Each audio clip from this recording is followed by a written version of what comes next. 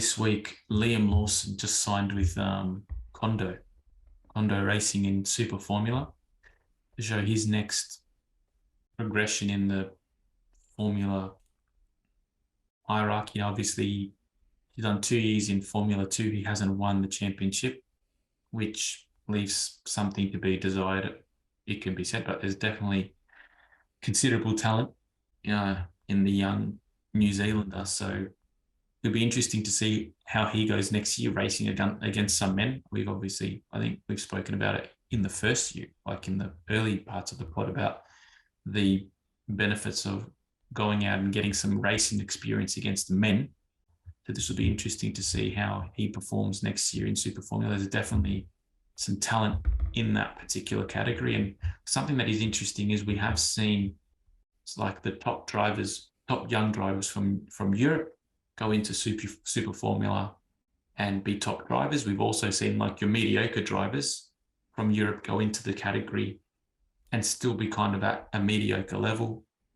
For example, someone like Harrison Newey from the top tiers, Pierre Gasly and Van Dorn fought for championships, fought for race wins. So I think you can get some really strong barometer of a young driver going into that category and seeing where they're actually at based on what past successful drivers have done when they've moved in there. Do you think it's interesting that realistically Liam Lawson is the only sort of candidate on the books that Red Bull really has to bring in?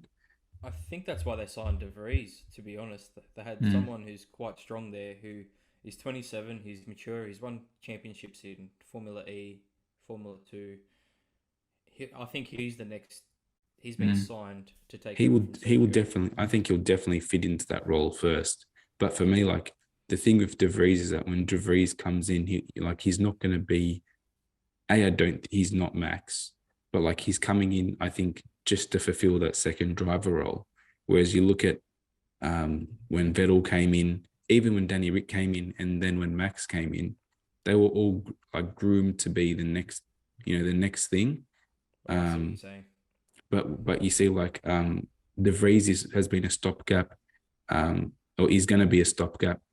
Perez is going to be another stopgap. Obviously, Albon and Gasly, it didn't really work out, and they've both flown the coop. But Liam Lawson is sort of the only one really I can. He's the prodigy. He's like the project. Yeah, that's right. So, because the interesting thing, even with De Vries, right, like Harry just made the point. I think it's a very prudent one in that this guy that is like, we still think of him as a really young person. He's 27, and in Formula 2, obviously there were a number of years where he underperformed, where he made a lot of mistakes. He moved into the World Endurance Championship because he kind of thought that his single-seater career was finished, had relative levels of success in endurance racing, and then kind of rekindled himself in like the most obscure, like in Formula E. And no one would really think that success in Formula E was going to get you back onto a Formula One grid, and he's made the most of it. The thing that it didn't even guarantee him success in Formula. All it did was get him a foot in the test driving. That's right. But the thing that is interesting to me is I'm interested to see him race a full season in Formula One, because number one, Formula E is not as intense as Formula One. Obviously, you're not racing as regularly. He was definitely racing in the most successful team. But I'll be interested to see how he puts a season together based on his Formula 2 struggles with consistency. So it'll be interesting to see if he's matured, if he's kind of got past that adolescent racer stage and is a little bit more mature. But it's going to be interesting. I think even from Red Bull's perspective, I think that's why they've obviously got him, because he's got the more maturity than Lawson. He's got a bit more age on him as well. But I wouldn't be surprised if he underwhelms next year at Toro Rosso, that he is superseded by the project, because there's just so much more potential. Here's the other thing about Toro Rosso. AlphaTauri. So AlphaTauri next year has Liam Lawson, has Tsunoda. has Yuki and it has De Vries, right? If I was being honest, I think this year has been, especially the second half of the year, has been such a disappointment from Yuki that I think he's there next year, but I would not be surprised if he doesn't even survive the whole of next year. Like you think about it as well, like realistically he was brought into the team to sort of Or be the Honda. Japan, because of Honda and the Japanese connection, which no longer exists if you think about it logically. Like it's now Red Bull powertrains. So like there is no sort of like binding loyalty to him anymore. And I do think that if next year starts how this year is ending for him, and if you listen to him after qualifying, after races, it's a lot of sort of just pessimism and excuses, which is understandable with the results he's getting. But like there's always been a maturity problem with him, and I don't know if maybe he's still not mature enough to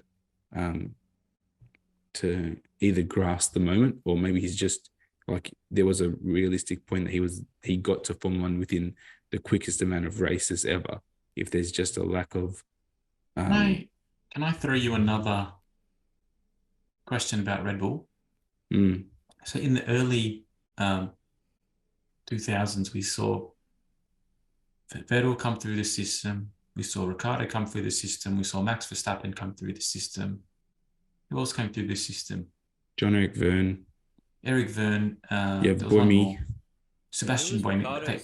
Who was Ricardo's teammate at Toro? First was Verne and Buemi. But like, so yeah, so you had five drivers that came into Formula One with. You can debate their eventual success, but they were all very strong candidates, right? And they had Carlos Sainz. Arguments could be made that at the time they were some of the leading juniors of that particular era. And if you see what they've done after leaving F1, they're champions in other fields. Left all world champions in other things. With that, so for example, they have dominated Formula E, they've dominated WEC, there's some that have dominated Formula One. Like they were picking awesome drivers time and time again. In the more recent years, right, even those drivers that they're picking aren't winning in Formula 2. I mean, they've got Deruvula, they've had Yuri Vips, they've had Liam Lawson. Now, Liam Lawson should have won DTM, but hasn't been as successful in Formula 2. He didn't win Formula 3. He hasn't won Formula 2. Who's the other one that came through with them that I'm missing out on? Anyway, the point I'm trying to make is even Red Bull isn't picking or doesn't have the best drivers in the feeder category anymore. They're coming through Prema. We've seen Mike Schumacher. We've obviously saw Piastri. Jack Doohan's having a good go. Filippo Drugovich, who was literally in his last leg in Formula One. George Russell. So ART and more particularly Prema have been dominating that category now. And obviously Drugovich won this year out of nowhere because there's so much inconsistency everywhere else, some would say. So even for Red Bull, we can say they don't have the feeder system working for them right now. But even those people that they're picking, and I understand they got rid of Yuri Vips, but he was probably, I think, the brightest light in that stable. Yeah, he definitely was. So, the infrastructure there that they've put in place isn't working for them right now, which is obviously manifesting itself in Formula One with the drivers that they're keeping there, whether it be Tsunoda or those people that they've been promoting, before their time. And it's been going on for half a decade now. I think Red Bull's biggest problem is that, sorry, you go H and I'll go after. Go. I think Red Bull's biggest problem is that when they had all this success, there wasn't any other sort of feeder establishments involved. They were sort of the only one and they were leading the way. And then you look at it now, every team pretty much has built alliances. Like Williams has a feeder team, for crying out loud, in F3 and F2. You have sort of Mercedes, Ferrari. And the thing, if you think about Red Bull in particular, they probably have the least space to fit their drivers now. Because you look at a team like Mercedes, they can put drivers in F1, they can put drivers in Formula E. you can put a couple in reserve driving roles. They have the 3 feeder teams on the grid. Red Bull have 1 feeder team. They had to sort of buy a DTM, fund a DTM team to put drivers in there. Other than that, putting them in F2, they can send a couple to Japan, but their options are more limited now compared to, like, if you think about even like Alpine now making a serious effort in bringing in junior drivers, like where's that come from? Like, it was out of nowhere. I just think that it's just harder to find the talent and stockpile it, because you see, even with Alpine, they couldn't offer a driver an F1 seat the year after he won the championship, and that was the sort of the norm in a lot of years to sit a year, and within that, he's up and jumped ship into a Rall team with probably one of the most interesting contract feuds that we've seen in the sport in a long time. So I think it's just the nature of the beast. It's harder to find the talent, and then once you have it, it's even harder to just cultivate it and stockpile it for when you need it.